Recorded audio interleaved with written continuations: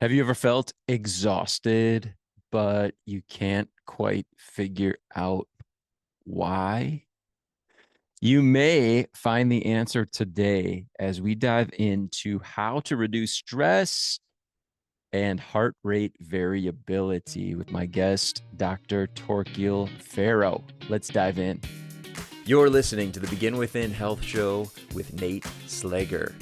For more, go to beginwithin.fit/podcast, or to enroll right now in our flagship coaching program, go to beginwithin.fit/coaching. Like I mentioned at the outset, my guest today is Dr. Torkil Færø. This interview I absolutely loved. You're going to get introduced to his book, The Pulse Cure. If you haven't checked it out already, make sure you get your hands on a copy. Read that book. It is one of the books that I can honestly say in the past year that has had the biggest impact on me. And it all started with this interview that I had with Dr. Torkil Færø. So check out the Pulse Cure. While you're listening, make sure that you get a copy. We are going to talk about stress. We're going to talk about the stress that you may not see, the stress you may not know about, and of course the stress that that you also know about, the feelings of anxiety, the feelings of being uncomfortable. We're going to talk about that as well. Missed sleep, those types of things. But we're going to do it through the lens of heart rate variability. Have you heard of that? Heart rate variability. It's an interesting concept that our wearables now, the things that we're wearing around on our wrists, can help us to track. Now, this is not simply heart rate.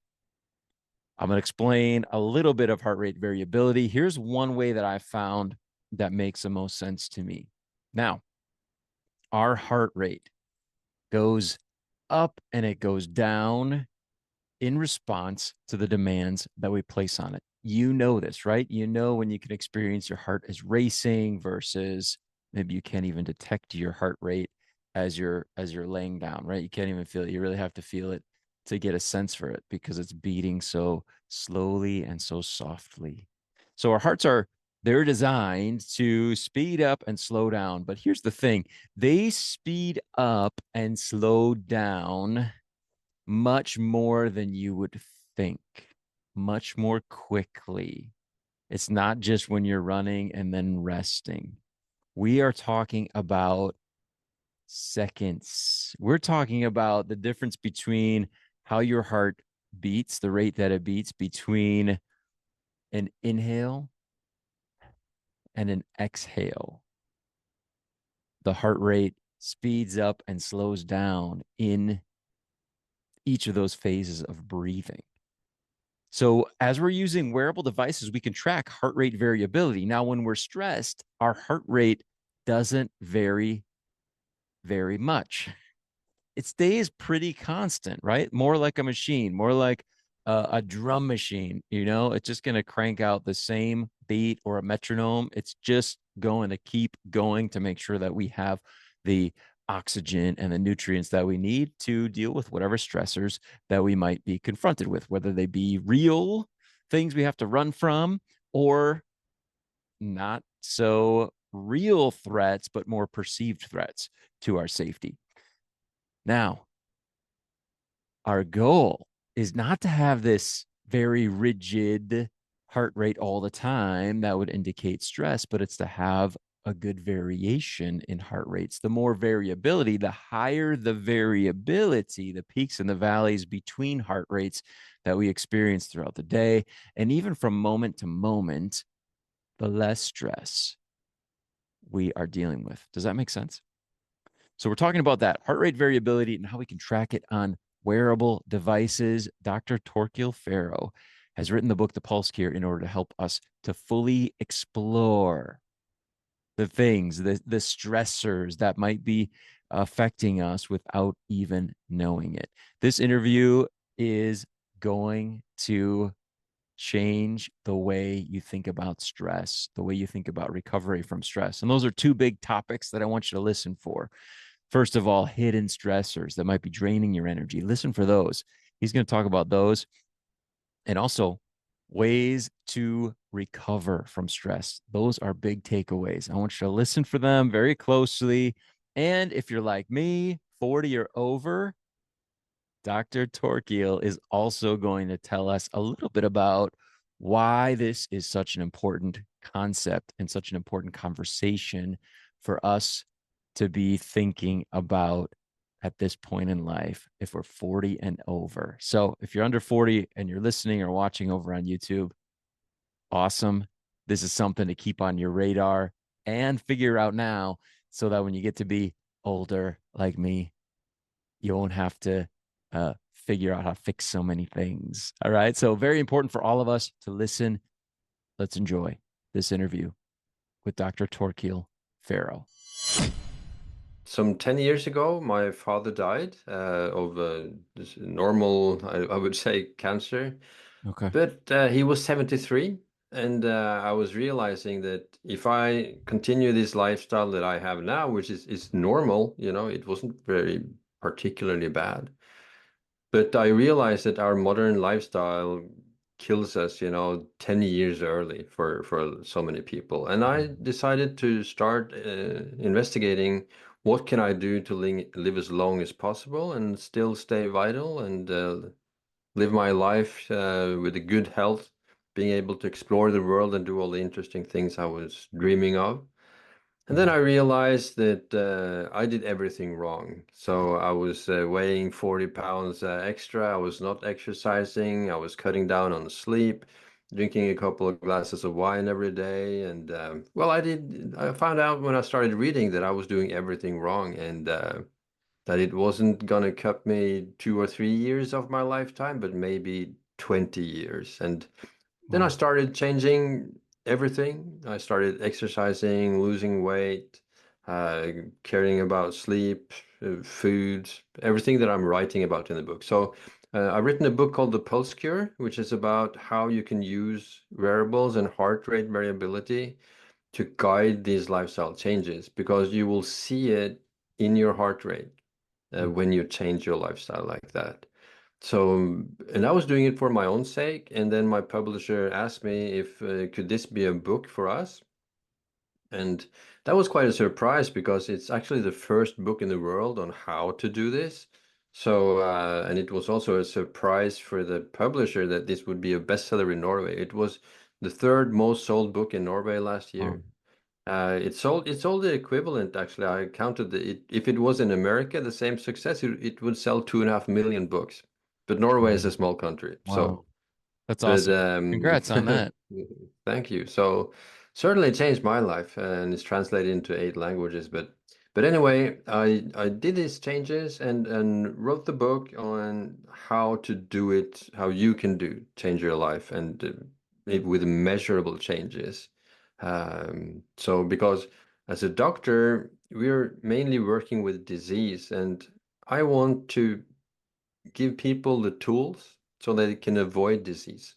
Because with a better stress management, then you don't have the same inflammation in your body, and you don't have as much chance to contract all these lifestyle-based diseases that is 80% of the diseases that I treat in Norway and I'm sure also in the US.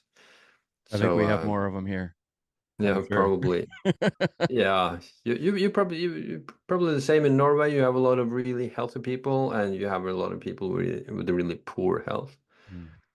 And you also have probably as you're in the fitness business, you also would have a lot of people overachievers pushing themselves too hard, training too much, even with hard jobs Yeah.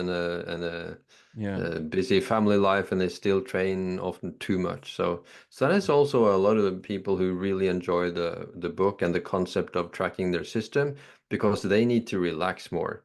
Like 70% of the population needs to move more and do more, and probably 30% needs to do less and become Interesting. better at recovery. Wow. Okay. Oh, I didn't expect that. That we're going to through this process be able to serve both populations. So if I'm hearing you right, you're a doctor, you're working on cleaning up your life and start tracking your heart rate and noticing connections between. stressors and what's happening with your own heart rate on a That's right. kind of day-to-day basis, right? Seeing, so you start noticing the patterns and using those as clues for what your body's trying to communicate to you of let's do more of this, let's do Yeah. less of this. Is that correct? Yeah, absolutely. And before I started, I was expecting to see only calm, only parasympathetic, restful mode. Because I'd heard about the sympathetic system as a fight, flight, and freeze, and I was never scared, never fighting, never fleeing away from Yeah. anything. So then I would naturally expect that when I get these devices on, that I'm totally calm. But what I found out that I had a lot of stressors, but they were hidden. They were surprising that it was alcohol. It was from nicotine. I used something we have in Norway. It's kind of nicotine thing you put under your lips. Um, I found out that certain foods would stress me enormously. Mm. Others don't. And that if I slept poorly one night, that would lead to a lot of stress in the daytime. And I had never even thought, even as a doctor, that this would be stressors and activating the sympathetic nervous system. And nobody else would think that either. So this is why this is kind of a game changer that Yeah. these measurements allows you to find these stressors that you wouldn't even think of because we usually think of stress as mental stress, that you're nervous, that you're busy, that you're anxious about something, Right. but that is just maybe one third of what will affect your system. Wow. Wow. So I'm curious, I know you mentioned alcohol, sleep. As I'm listening, I'm thinking that the way those show up in their effect on the heart rate might might be two different two different ways that they're showing up, or you're eating some food. There might be more of an acute response that you weren't expecting versus maybe not sleeping well. Is it like the whole next day things are just elevated, like my body's working a lot Mhm. harder than normal, and my baseline is just elevated from that lack of sleep? Is there a difference there between acute That versus? could be absolutely, that could be because at least if you're chronically sleep deprived, you would always need to kind of pull out forces that you don't Yeah. really have. It's kind of you're pulling your physiological credit card, and you're not. It's better to save up energy during the night to sleep well, so that you have the energy in the morning, and you can see that on your heart rate. Hmm. And when you have a continuous glucose monitor, you would also see it in your blood sugar. That the same breakfast a day in the morning after a sleepless night will give a lot higher blood sugar than after a good night of sleep.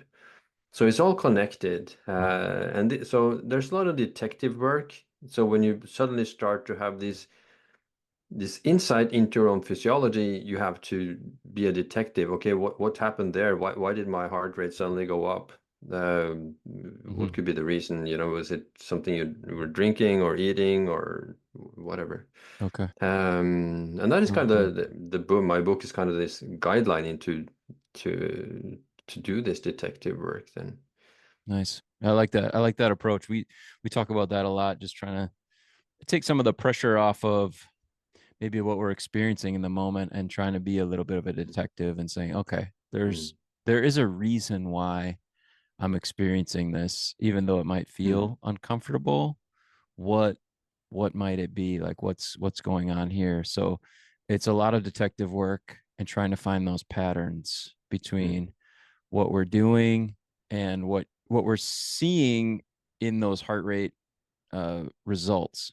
Is that right? Yeah, that's right. And because your heart rate will respond a lot faster and then you can feel yourself. Okay. So, because we don't really have a good sense towards our inner state, we have excellent eyesight. We can see 1 million colors. We can smell a trillion actually different smells and can taste, a lot of different tastes. Because those are the senses that we needed the attention towards the outward threats, animals and enemies and all of that. But we didn't need any sense for our inner stress. It was just if we weren't hunting or being hunted, we were relaxing. So it was no there was no iPhones, there was no stress, in that sense. So we cannot really feel. I would challenge people to if they can feel the difference with a 80 in a heart rate or 60 in a heart rate. You wouldn't feel the Mm, difference, you know. And if you had the same accuracy of a sense, we would feel half a heartbeat, because the difference between 60 and 80 in a heartbeat would be a lot difference in inflammation and in stress levels. So we just don't mm. have this sense. So these wearables, like Garmin watches and Oura rings and all the different devices that we have, the Whoop band and so on. It's kind of a substitute for this sense that we never needed to develop. Okay. Well, and then gives us insight into how our lifestyle is affecting what's going on inside our body. I Mm. think that's awesome. So, what we're talking about is something that, as far as the wearables go, I know you mentioned a few different ones there. In order to get the benefit, it has to be something that's monitoring the heart rate throughout the day and the night, right? Throughout the day and night, yeah, absolutely. Then that's when you get the best information. I know a lot of people, and especially in fitness, they use their monitors to track their heart rate as they're exercising. Right. But it's really how the body responds to it afterwards, or maybe throughout the night and over time. That would be the important thing to see if you're overtraining or if you're having the right level of recovery and strain. Okay. So, and of course, these devices now use artificial intelligence to give you the best information available on how to improve recovery and strain. Because we need to stress, it's not so that we should just relax and just rest. We have to push ourselves, but we have to recover to get the payback for the exercise. Yeah, And for absolutely. women, I know you have a lot of female audience. They need to take into consideration their menstrual cycle because the week before menstruation, it's easy to get too stressed, too much cortisol, too little progesterone, which will be a physiological strain on their body. So they cannot train as hard in the week before menstruation. They should sleep more, eat better, stay away from alcohol, and maybe do like yoga, meditation instead of the hard, high intensity training for that week. So for example, Interesting. a Norwegian soccer team, they use the Aura rings to be able to regulate the intensity according to their menstrual cycle. That's a really important aspect. Wow. Wow. That is super interesting. I'm glad you shared that with us. I don't know, I think we have this almost mentality toward our bodies, our physiology, that more of like we equate it to a mechanical device. Like we're a machine. We should be able to Mm-hmm. just continuously, if I cranked out this much this week, I should be able to Mm-hmm. do at least that much the next week, maybe even a little more, right? And we're Mm-hmm. just gonna keep keep climbing the the incline, Yeah, no problem. yeah, And what I'm hearing yeah. from you is that as we become aware of how stress is affecting our body, we start to Mm-hmm. notice that there's a lot of variation, and when we respect it, we end up being a lot healthier versions of ourselves. More resilient, a better immune system that can do its job. Okay. Yeah, absolutely, that's important. Wow. Do you feel like that's one of the biggest benefits, the immune response, the immune Yeah, system doing its job yeah, as yeah. we manage stress, right? Absolutely, absolutely. The more stress you have, the less energy available for the immune system. If you have an inflammation going on in your body, you're eating too much ultra processed, you may be eating gluten if you don't tolerate it, and your heart rate will respond if you eat something that you don't tolerate. And so you will find the stressors that just takes away your energy. Um, and if you're an athlete, you don't want that. You want to use the energy to build yourself stronger and not spend it on the liver having to detoxify alcohol or eating or your immune system reacting to something that you cannot tolerate and so on. A late night meal, to stay away from that and many things that you find out once you start tracking your heart rate. Wow. Wow. And as you were talking about that, it made me think about the changes that our body undergoes as we get older. Um, I've spoken to a lot of people who they expect that they can continue to drink as much or eat the way they ate when they were in their 20s. Now they're in their 40s, 50s, 60s, and they're starting to have health problems. If someone suggests, well, you should address your eating, they'll say something like, well, I always ate this way. I ate this way in my 20s Mm, and I was fine. Or I've always only slept 6 hours a night. I've done that mm, ever since I was in high school, and it's always felt fine for me.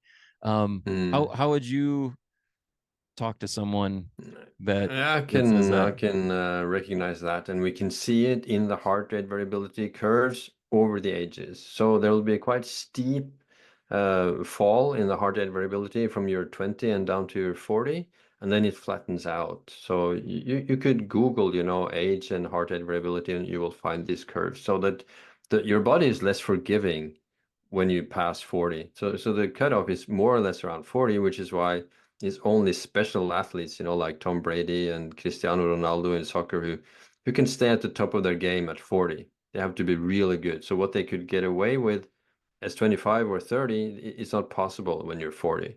So I often say that before you're 40, your body takes care of you, and after 40, you have to take care of your body. Otherwise there'll be a price to pay for that.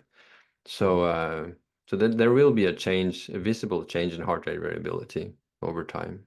Wow, I like that. I haven't heard it put just like that, but I think that's perfect. Before 40, your body takes care of you. After 40, you have to take care of it. Yeah. Wow. Wow. Mm. Okay. So that's luckily what I found. I found Yeah, out I changed everything. I think I was then like 44 sure. at the time, 10 years ago. So just in the nick of time, I think. So it was. Yeah. I think that's when we start to have these just strange, health things pop Mm, up. We think they're popping up, but what they are is likely the result of mm, stressors that we have ignored. We haven't been mm. managing, right? Yeah, yeah. Um, And it's never too late. You can always, even if you're like 60 or 70, your body's renewing constantly, changing cells, changing the material in cells. Particularly, of course, if you're fasting and you can have the autophagy. So that's important. Also, one thing we haven't talked about is, okay, what do you do to mitigate the stress? Like yeah, breath work, like cold water immersion, those kind of things yeah, is let's do also it. important so you're able to control the stress levels through control of the vagus nerve and the autonomic nervous system. And the most important, of course, is the breath work, that you're able to breathe slowly and calm yourself down, calm your system down through slow breathing, which is kind of a ancient biological signal to your body that it's calm outside there now. So you can relax, you can do the recovery work. There's no enemy in sight, we can have some peace to restore the body. And the same with cold, it's very effective against the inflammation, which is why, of course, many athletes Mhm, probably in the US as well, will use cold after a workout to recover faster so that they can put in more training, particularly for the technical sports where they have to have a lot of time on the pitch to practice. While if you are doing strength work and trying to build muscles, it would not be good to have this cold water immersion after the exercise because the inflammation is a part of building muscle mhm. for strength work, bodybuilding, and so on. So Yeah, so nice. Cold. So the cold plunge. I know in the Scandinavian countries that's been a part of the culture for a long time, and yeah, we're just yeah. starting to catch on here in the United Yeah, States. yeah. Yeah, yeah, yeah. It's been a huge thing for a long time, particularly in Finland, of course, but also in Norway and Sweden and Denmark. Yeah. Yeah. Wow. Are there any other things when it comes to managing stress? You mentioned breath work, cold therapy. Um, It would be also whatever calms you down. That could be different things, and once you can measure it on your mm, Garmin watch, preferably it's only Garmin watch that you can really micromanage your stress levels like this. Then for some people it's reading, other people is meditation, other people is listening to music. Whatever gets your system down into the down state, into the parasympathetic state, where you recover better. And it's also better for performance. So the best athletes, they're also the ones who are best at recovery. And the same in Mm. business, among musicians, also. A lot of research showing that the rest time is not just a waste of time, that's in the way of productivity or performance. It is a way to perform better. Well, yeah, no, I like that very much because I think we still have the culture at times of just grind it out. I'll sleep when I'm dead. Those kinds of things that people will still Mm, say and expect the people around them to kind of keep up with that when, mm, in the moment, it might seem like it's working, but if we check back in with them in 5 or 10 years, we might find that it didn't work at all for them, mm, right? mm.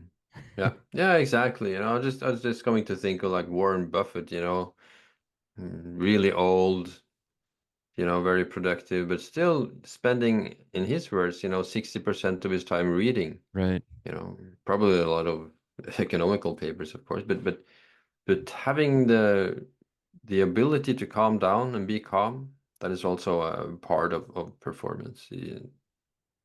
Yeah, Yeah. no, I like that. I think one of the big takeaways that I will have from this conversation is something that you mentioned early on about in from your own perspective personally, you felt like you were a pretty calm person. You were Mm. not necessarily experiencing a lot of stress until you started to Mm. track it and Yeah. then you could see Yeah. it, right? Yeah, and if I was asked, I wouldn't say that I was stressed. I may say that I was tired, Okay. that I didn't feel that I had a lot of energy. But when you start using these monitors, you see the reason why that you don't have the energy is because of the stress that you didn't think was stress. The food, the alcohol, lack of sleep, and so on. Hmm. So I think a lot of people are stressed without knowing it. Uh, and we'll find out when they start tracking it. So Yeah. most people will, and most people will start to change things. And once you have these wearables like speedometers that you can follow and see what happens if I do this, what happens if I sleep a bit more, if I cut out this meal or cut out alcohol or start exercising a little bit less, because like the Garmin watches will give you a training readiness to see how ready will I be for the next, how much can I push myself. And it will also give you a recovery time after the workout, for how long you need to recover after the workout.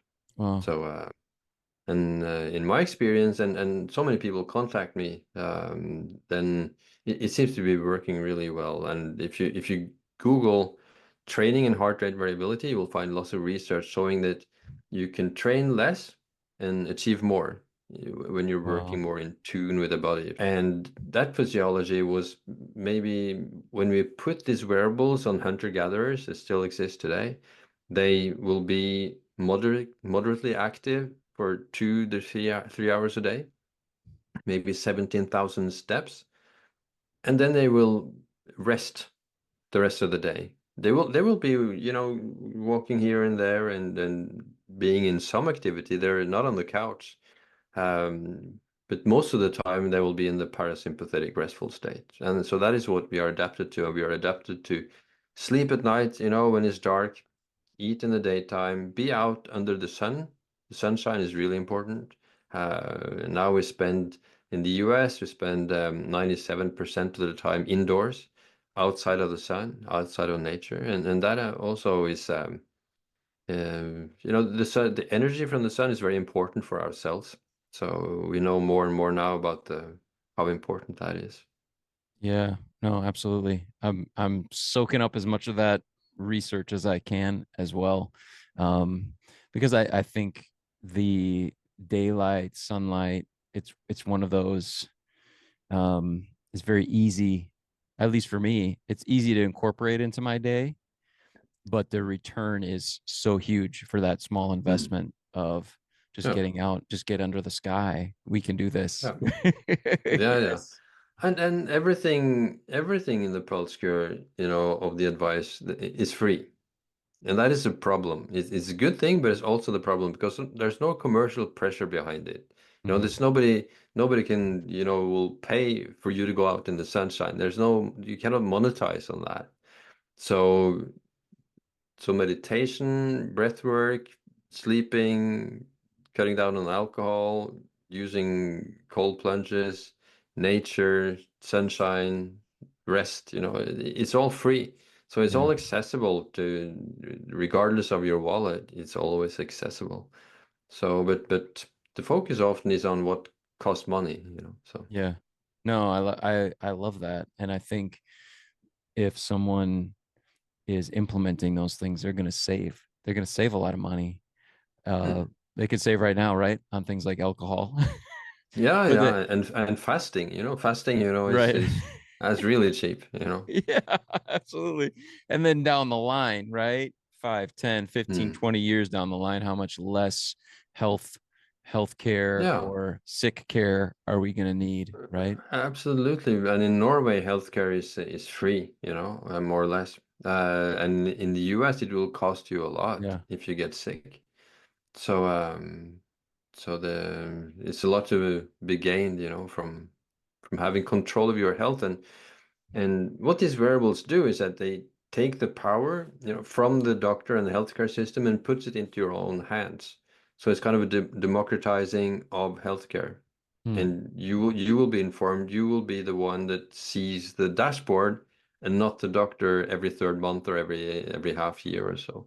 Yeah. So and it's also a big shift from doing something after you get sick and doing something before or avoid getting sick. So Yeah. it's actually a quite huge shift in healthcare, this Wow. opportunity by these wearables and blood sugar continuous glucose monitors to take charge of your health in a way that was not possible, 5, 10 years ago.